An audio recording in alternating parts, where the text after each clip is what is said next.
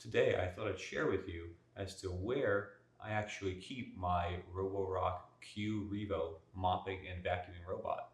This here is a pantry closet in the kitchen. It actually is a very nice fit. As you can see, it fits right underneath this bottom shelf.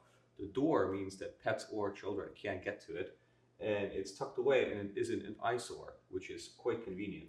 The special provision that I had to do is I did have to put in an extra outlet into this closet right over here.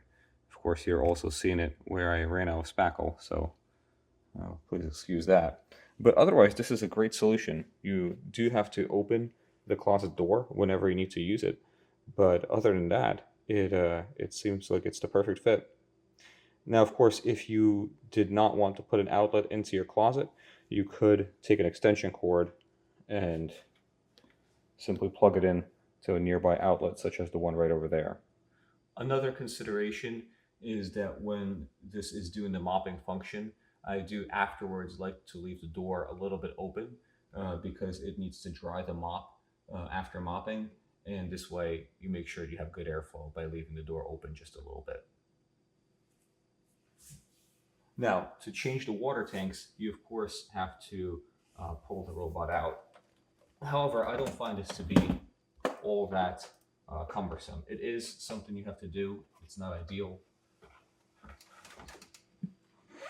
But you only have to pull it out about this far, and then you can access the tanks. Just like that.